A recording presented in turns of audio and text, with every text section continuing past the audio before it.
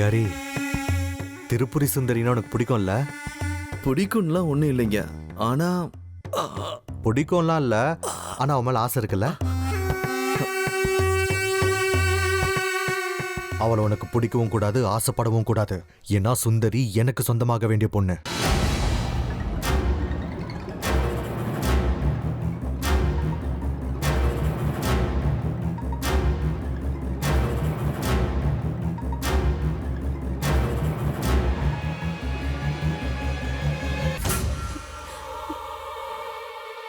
இத பாருங்கய்யா, உங்களுக்கு விருப்பம் இல்லைன்னா நான் என் பிள்ளைய கூட்டிக்கிட்டு வேற ஏதாவது ஊருக்கு போயிடுறேங்க. செருப்ப பாத்துக்கிற வேலை தானே, அது எல்லா ஊர்லயுமே கிடைக்குமே. உங்களை கையெடுத்து கெஞ்சி கேட்டுக்கிறேன், என் பிள்ளைய எதுவுமே செஞ்சிடாதீங்க. அம்மா, நீங்க எதுக்கு ஊரை விட்டு போகணும்? நீங்க தாராளமா இங்கே இருங்க. தொண்டல ஒரு மாதிரியா இருக்கு, கொஞ்சம் கல்லுப்பு தரீங்களா? ஒரு தட்டு நிறைய கொண்டு வாங்க.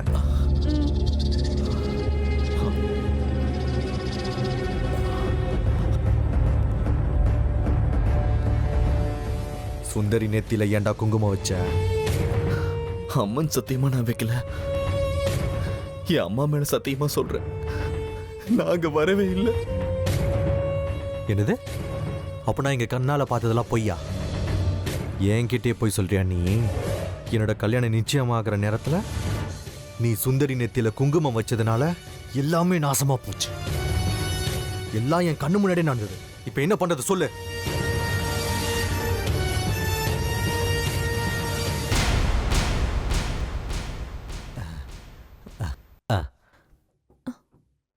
அம்மா, இன்னும் கொஞ்சம் தண்ணி கொண்டு வரீங்களா? தண்ணியா? இதோ இருக்கே. இது இல்ல, கொஞ்சம் சுடு தண்ணி கொண்டு வாங்க. தட்டு நிறைய உப்பு சாப்பிட்டா தொண்டை இன்னும் கெட்டு போயிடாதா? அதுக்கு தான் சுடு தண்ணி கேக்குறேன். சுடு தண்ணியில கலந்து குடிச்சா தொண்டை சரியாயிடும். ஓ, ம்.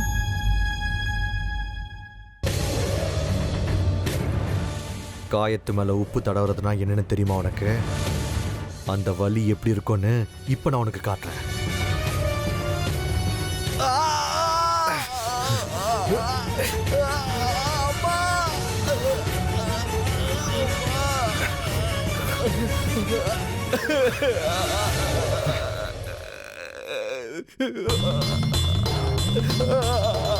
பங்காரி, பங்காரி, என்னாச்சு? என்னாச்சுடா? சச்சி அண்ணன் முதுகுல உப்பு தடவிட்டாருமா.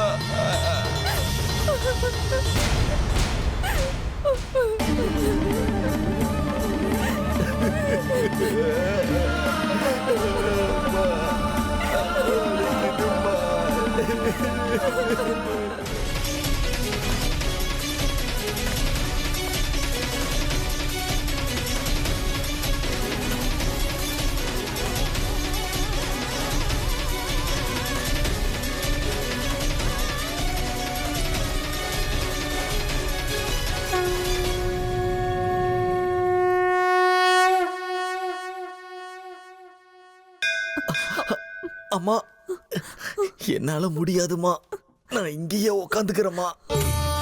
அப்படி சொல்லாத பங்காரி, இன்னும் கொஞ்சம் தூரம் தான். அந்த அம்மன் முன்னாடி போய் தாயத்தை கட்டிக்கிட்டீன்னா உன்னோட வலியெல்லாம் குறைஞ்சு போயிடும். வா பங்காரி. அம்மா, அம்மன் எல்லா இடத்துலயுமே இருப்பாங்கம்மா. நீயே போய் தாயத்தை வாங்கிட்டு வந்து கொடுமா. அப்புறம் வலிக்கு ஏதாவது மருந்து இருக்கான்னு கேட்டா அதையும் வாங்கிட்டு வாமா. சரி, இங்கே உட்காந்துரு. பாலா போனவனுங்க, என் பிள்ளை எந்த தப்புமே செய்யல. தேடி தேடி வந்து அவனையே அடிக்கிறானுங்க. அவனுக்கு கை விளங்காம போட்டும், நாசமா போகட்டும். அம்மா தாயே, இவங்களுக்கெல்லாம் நீதாம்மா சரியான தண்டனை கொடுக்கணும். இவங்க கிட்ட இருந்து நீதாம்மா என் பிள்ளைய காப்பாத்தணும்.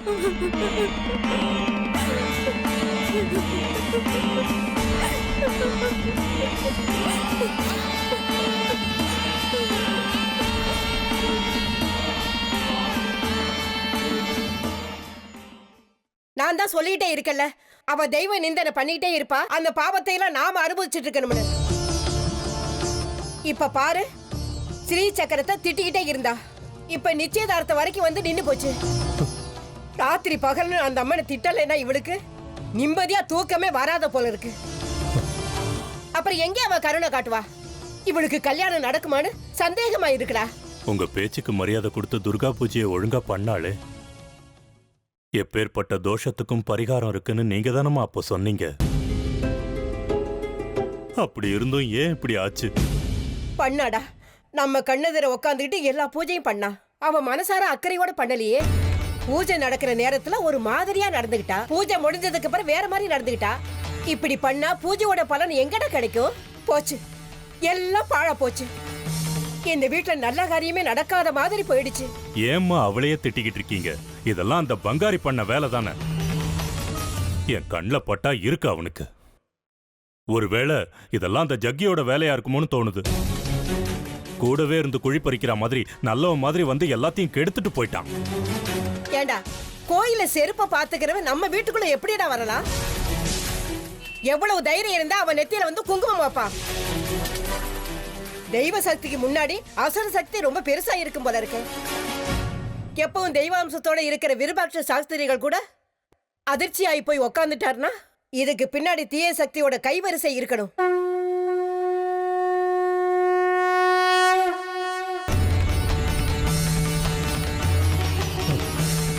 இன்னும் என்னெல்லாம் நடக்க போகுதோ தெரியல. பயமா இருக்குமா. எல்லாம் சரியாயிடுச்சுன்னு நிம்மதியா பெருமூச்சு விடுறதுக்குள்ள இன்னொரு பக்கம் பிரச்சனை வருது. அதை தீக்கிறதுக்கு போனா பெருசா மாட்டிக்கிறோம். என்ன பண்றதுன்னு ஒண்ணுமே புரிய மாட்டேங்குது. என்ன பண்றதா? அந்த பங்காரியோட கைகால உடையடா. எனக்கு தோணுச்சு, வீட்டுக்குள்ள வந்து ஓரமா நிக்கும் போதே மனசுக்குள்ள ஏதோ நினைச்சிட்டு இருக்கான்னு தோணுச்சு.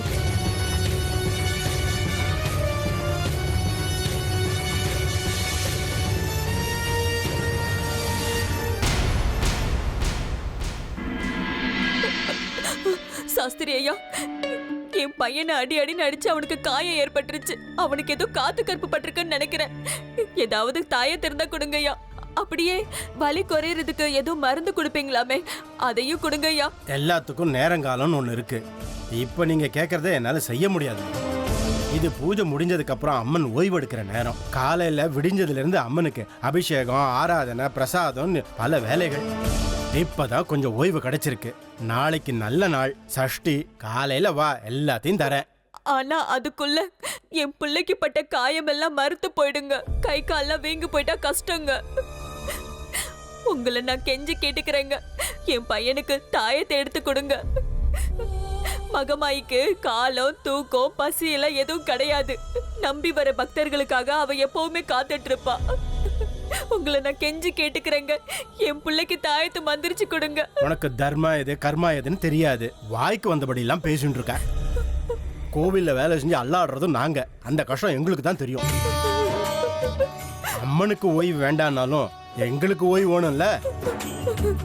காலையில இருந்து அம்மனுக்கு பூஜை பண்ணி மங்களஹாரத்தி நடக்கிற வரைக்கும் கர்ப்பகிரகத்துக்குள்ள காத்து கூட இல்லாம இருக்கும். எங்களுக்கும் சரீர கஷ்டம்னு இருக்கு இல்லையா? இப்ப நீ போயிட்டு காலையில வரையா? சாஸ்திரிகள் ஐயா, அவன் இந்த மாதிரி ஒரு காரியத்தை பண்ணலாமா? கொஞ்சமாச்சும் புரிஞ்சுக்க வேண்டாமா? நீ நினைக்கிற மாதிரி உன் புள்ளைய காத்து கருப்பு எதுவும் அடிக்கல, கொழுப்பு தலைக்கேறி இருக்கு. இல்ல விருப்பாட்ச சாஸ்திரி ஐயாவை எதிர்த்துக்கிட்டு இந்த ஊர்ல வாழ்ந்துட முடியுமா? அவரோட பையனோட கல்யாண நிச்சயத்துக்கு போய் சேக்கரம் பொண்ணு நெத்தியில குங்குமத்தை வச்சு பண்ணக்கூடாத காரியத்தை பண்ணிட்டானாமே. அந்த மகமாயி பார்த்து கொடுத்த தண்டனை இதுக்கு போய் அழுதுகிட்டு.